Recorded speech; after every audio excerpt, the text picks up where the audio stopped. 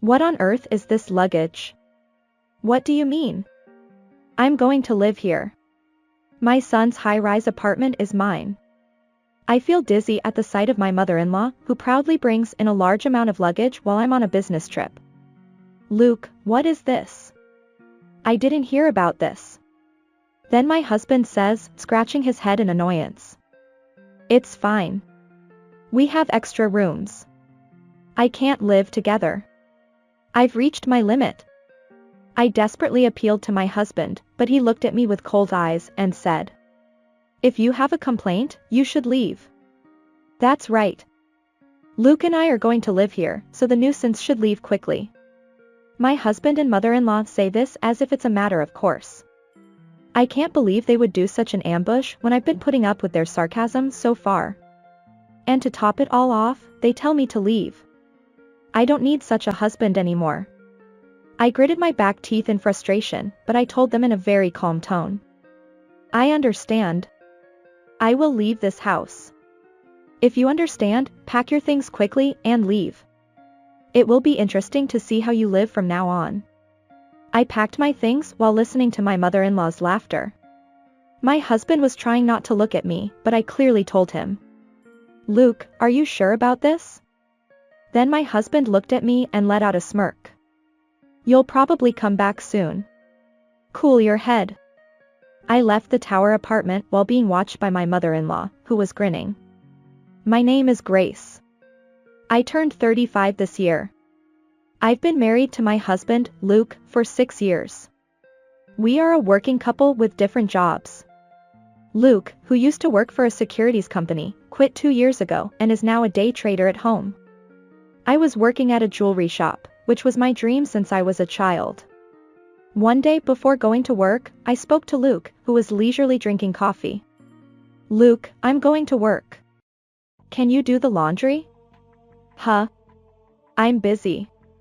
Luke said with a bothered expression, and I was annoyed.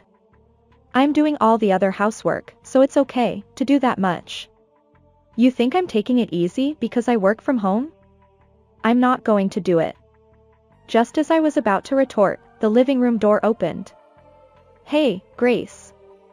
I've been listening for a while now, but what do you mean by trying to get Luke to do housework? Suddenly appearing was my mother-in-law, who was supposed to be living separately nearby. What brings you here all of a sudden? My mother-in-law glared at me as I asked in a trembling voice. Then my husband casually said, oh, by the way, I gave my mom the key to this apartment. What? Why would you do such a thing on your own? As I tried to blame my husband, my mother-in-law glared at me and said, do you have a problem with that?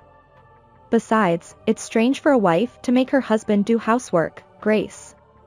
You should be doing it properly. That's right, Mom. Tell her more. My husband also joined in with my mother-in-law, grinning. You're not even earning much, but you're a cheeky wife. Being blamed like this, all I could do was bite my lip. I understand. I'll do it when I get back, so please leave it. That's right. A wife should be obedient to her husband. I turned my eyes away from my satisfied mother-in-law and left the house. My problem is this mother-in-law. My mother-in-law, who has been widowed by her husband and lives alone nearby, seems to be proud of Luke, who graduated from a top university and still adores him. She didn't seem to like me from the beginning of our marriage, and has been making sarcastic remarks about me, but Luke has never sided with me when I was attacked by my mother-in-law. I realized after getting married that Luke, who was praised and raised by his mother, has a high pride and is a bit of a show-off. On top of that, he's a bit of a mama's boy, and if I complain about my mother-in-law, he immediately gets in a bad mood. I can't believe he even gave her the key to our apartment. I'm sure my mother-in-law will start coming and going frequently from now on. Just thinking about it makes me feel depressed.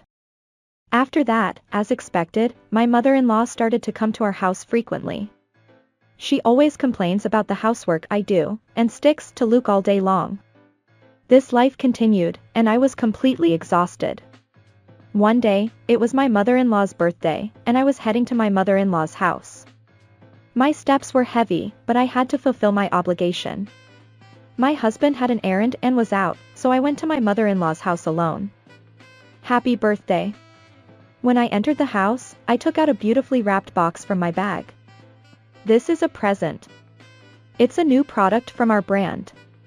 Before I could finish my sentence, my mother-in-law clicked her tongue loudly. What is this? You're trying to get it cheap. You probably bought it with an employee discount, didn't you? That's not true. I hurriedly denied it, but my mother-in-law wouldn't listen. I don't need such a cheap thing that doesn't even fill my stomach. You're not very thoughtful at all. Even though I prepared it hoping you would be pleased.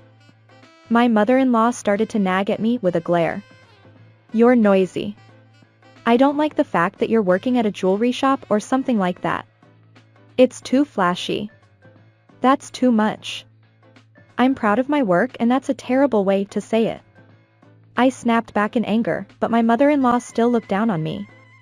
A mere saleswoman, proud? That's laughable. You're being fed by Luke. Return this useless thing and bring me a gift certificate. I understand. I put the present back in my bag, left my mother-in-law's house once, and headed to the department store. I'd like $200 worth of gift certificates, please. I bought gift certificates at the department store, had them wrapped as a present, and returned to my mother-in-law's house with heavy steps. I'm back. When I called out, my husband, who had arrived at some point, popped his head out. Grace, today is Mom's celebration. I've ordered some fancy catering. The dining table was filled with catering from a famous restaurant. What? I bought ingredients to cook. As I stood there dumbfounded, my mother-in-law interjected from the side. What are you talking about? It's obvious that this is better than your cooking. Luke, thank you. All I could do was look at the two of them with a dissatisfied expression. After that, we reluctantly sat down and started eating. Luke and my mother-in-law were having a good time talking, but I couldn't join in. When the mealtime was nearing its end, Luke suddenly brought it up. Hey, Grace. Isn't it about time we moved? What? Move? You know, a new high-rise apartment was built nearby, right? I think it would be a motivation boost if I could work in a place with a good view like that. Oh, that sounds nice. My mother-in-law also agreed with Luke in a dreamy expression, so I hurriedly said. Isn't our current apartment good enough? However, Luke clearly looked unhappy at my words. We have plenty of money to spare, so it's fine. Mother-in-law also glared at me and said in an intimidating manner. That's right. Don't go against your husband. I was completely taken aback and all I could say was. I understand. Surely if moving makes my husband's work go smoother, it's not a bad thing. And if I don't give the key to my mother-in-law when we move, it might be better than the current situation. I convinced myself of this and agreed to move to the high-rise apartment. While proceeding with the procedures, I said. Luke, I want you to promise me something. When we move, can you not give the key to my mother-in-law? Huh? Why? It's fine. I can't stand my mother-in-law's over-interference. If you can't do that, I can't move. Then Luke seemed to think for a moment and put his hand on my shoulder. I see. If Grace says so, I can't help it. I understand. I'll make sure not to give her the key. Thank you. I'm glad you understand. My husband seemed to be looking forward to the high-rise apartment quite a bit. With the promise not to give the key to my mother-in-law, I was able to prepare for the move with peace of mind. A few months later, we finally moved to the high-rise apartment. The high-rise apartment we moved to had a great location and a good view, and the interior was luxurious and high-end. For a while, Luke and I lived in the high-rise apartment alone, and we finally had a fulfilling day. A few weeks later, I had a business trip and had to leave the house for about a night.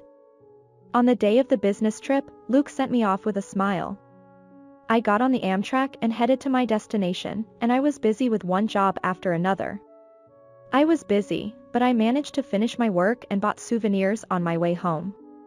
When I returned from my business trip and opened the door, I noticed a bear ornament that wasn't there before. It was the same one that was at the entrance of my mother-in-law's house. I had a bad feeling and went to the living room, where there were stacks of cardboard boxes. Oh. What's this? Then my mother-in-law, who was grinning from the back of the cardboard, appeared. You're finally back. I heard you told Luke not to give me the key. You can't shut me out like that. I panicked and confronted my mother-in-law. What on earth is this luggage? What do you mean? I'm going to live here. My son's high-rise apartment is mine. What about the house you were living in? That place was rented, so I've already cancelled it. I felt dizzy at the sight of my mother-in-law, who proudly said that. Following my mother-in-law, my husband appeared in the living room. Grace, you're back. Luke, what is this? I didn't hear about this. Then my husband said, scratching his head in annoyance. It's fine. We have extra rooms. I can't live together. I've reached my limit. I desperately appealed to my husband, but he looked at me with cold eyes and said, if you have a complaint, you should leave. That's right. Luke and I are going to live here, so the nuisance should leave quickly. My husband and mother-in-law said this as if it was a matter of course. I can't believe they would do such an ambush when I've been putting up with their sarcasm so far. And to top it all off, they tell me to leave. I don't need such a husband anymore. I gritted my back teeth in frustration, but I told them in a very calm tone. I understand. I will leave this house. If you understand, pack your things quickly and leave. It will be interesting to see how you live from now on. I packed my things while listening to my mother-in-law's laughter. My husband was trying not to look at me, but I clearly told him. Luke, are you sure about this? Then my husband looked at me and let out a smirk. You'll probably come back soon. Cool your head. I left the high-rise apartment while being watched by my mother-in-law, who was grinning. A month later, I was relaxing in the apartment I had newly rented when the doorbell suddenly pounded loudly. Who is it? Hey, you. Open this place right now. On the doorbell screen was my mother-in-law, her face red, and behind her was my husband. I thought I would ignore it at first, but I decided to let them in so as not to disturb the neighbors. What can I do for you? When I asked with a troubled face, my mother-in-law snapped at me. What do you mean we have to leave that high-rise apartment? That place has already been sold. When I let it out, my mother-in-law's eyes widened. Sold? There's no way you could sell something that belongs to Luke. Something that belongs to Luke? What are you talking about? That high-rise apartment is something I bought. Huh?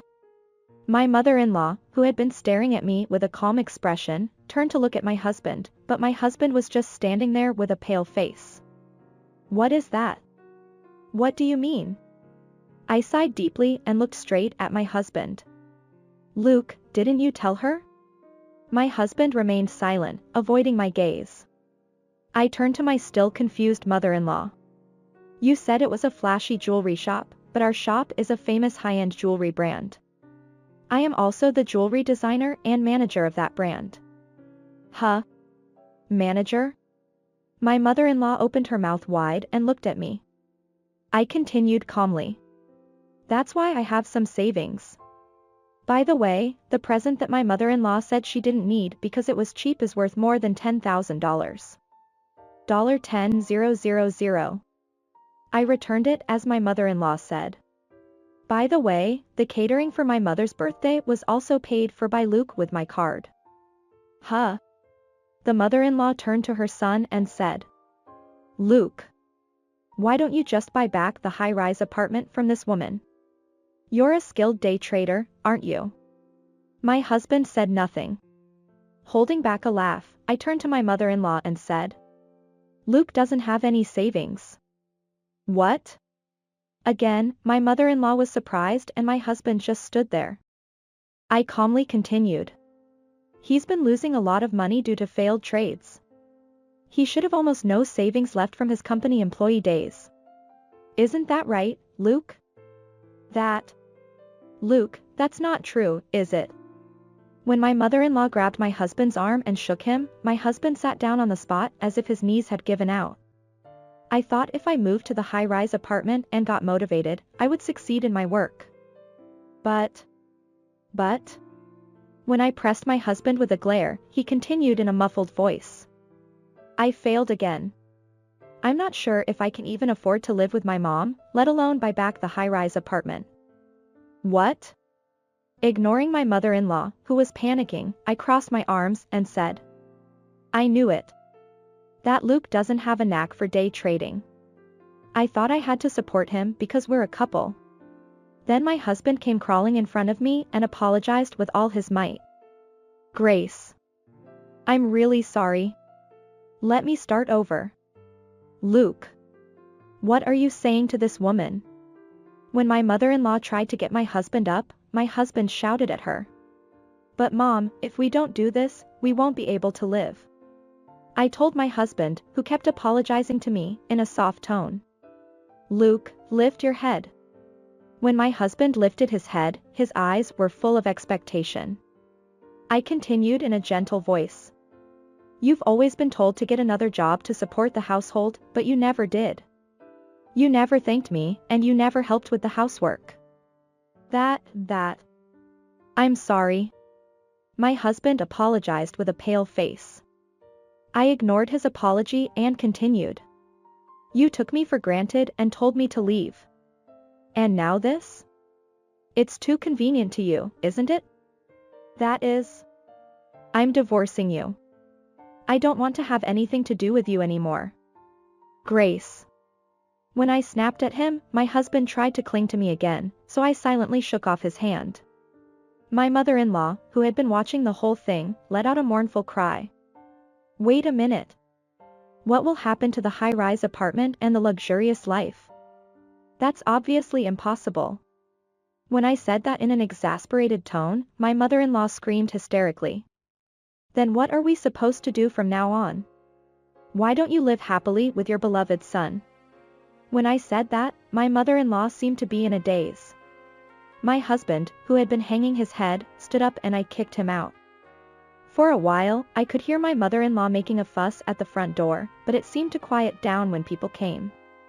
After that, my husband and mother-in-law, who had been kicked out of the high-rise apartment, seemed to have rolled into a shabby apartment that looked like it was about to collapse.